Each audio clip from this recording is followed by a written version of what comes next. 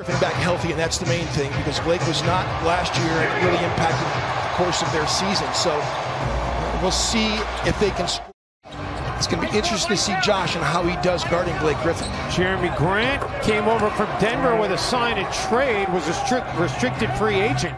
You've got to have your team guard Blake Griffin. You can't just leave someone like Josh on an island like that. Malik Beasley, that won't rattle in. Towns finally gets the putback.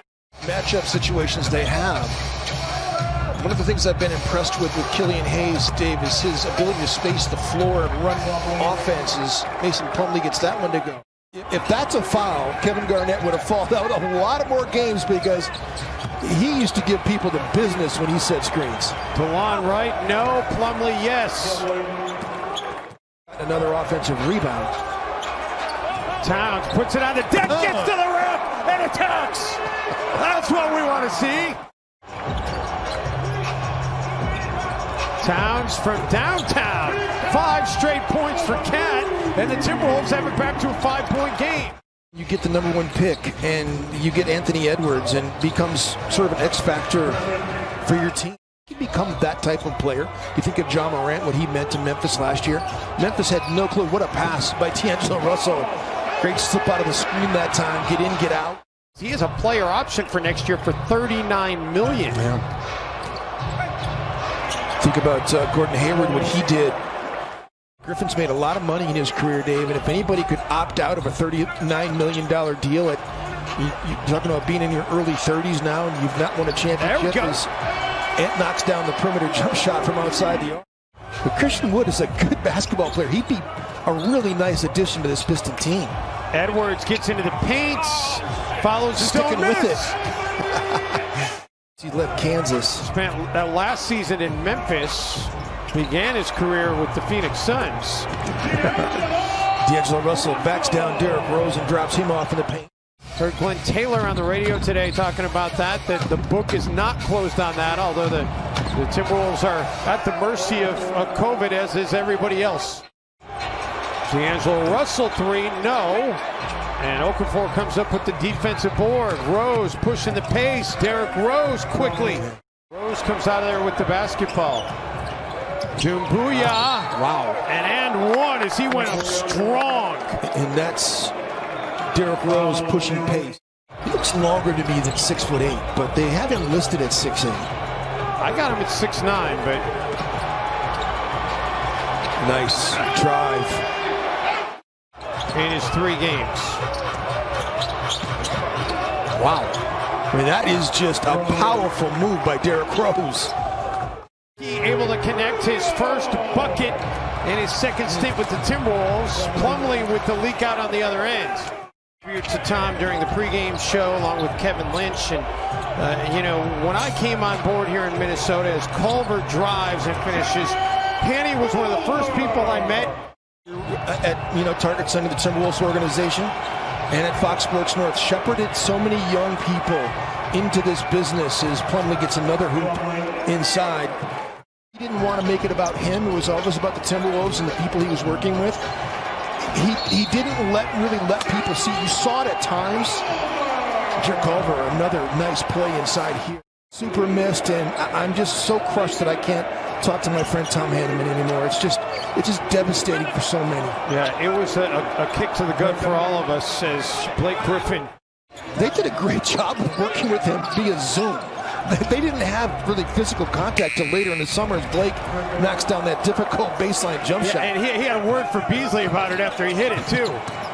Right back at you. Yeah, right back at you. You got to talk in the zone, and you got to rebound out of the zone as well. Rose gets chased up the 3-point line, and we'll just go ahead and hit the little floater. I mean, you got to have. Russell calls his own number and drills it. Well, this Timberwolves offense is coming alive. Up to correct that here in this third quarter. Blake Griffin bullies his way inside, gets it to go. Blake shooting 6 of 9. All teams in a play set that is kind of going away if you think about post-up opportunities. Timberwolves make the extra pass, the extra pass, and then they get the splash. Yeah, .5 mentality. San Antonio Spurs made the .5 mentality famous as Killian Hayes comes back in transition and gets it right back. Grant, Okogie comes over to help out. Pistons finds Hayes in the corner, and he drills the three.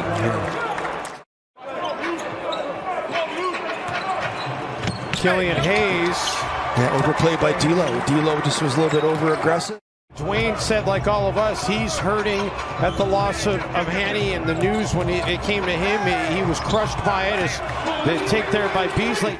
For the game tonight, moments of silence as we showed you on the top of the broadcast for Sid Hartman, who passed away. And Jackie Towns. And Jackie Towns. From outside the arc in transition. Oh, what effort by D'Lo, takes it away from right. And then Beasley. He wanted to turn that over and dunk it.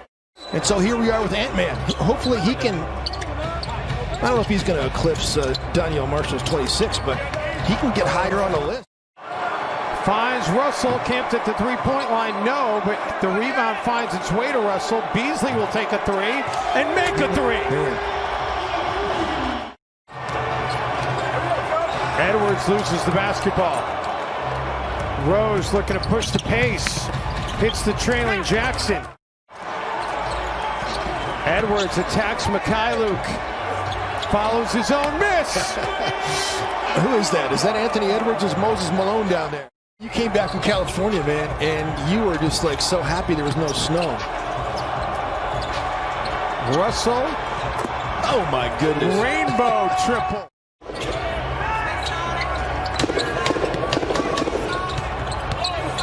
Okafor. You see the talent of Jahlil Okafor. Get the ball out of his hands, get into rotation, make other people make plays, and it worked that time. And that's what I'm saying. Like D'Angelo Russell, I'm not going to let, with this group on the floor, Got themselves in the foot here these last couple of minutes. Wancho and Jake Layman have not given Minnesota good minutes in this game tonight. It's been a very disappointing outing for the Minnesota power forward position. That much offensively in the scoring column. Layman has had a really quiet night. And the follow off the miss by Nas. He's got it. It's going to be very interesting to see what happens playing next to Blake Griffin and Mason Plumlee here in Detroit. Reed, the attack, and the finish. Nice finish. Jeremy Grant contested that shot and released down the floor and almost got a layup. And they ended up getting one. Russell baseline, good. D'Angelo Russell starting to heat up a little bit.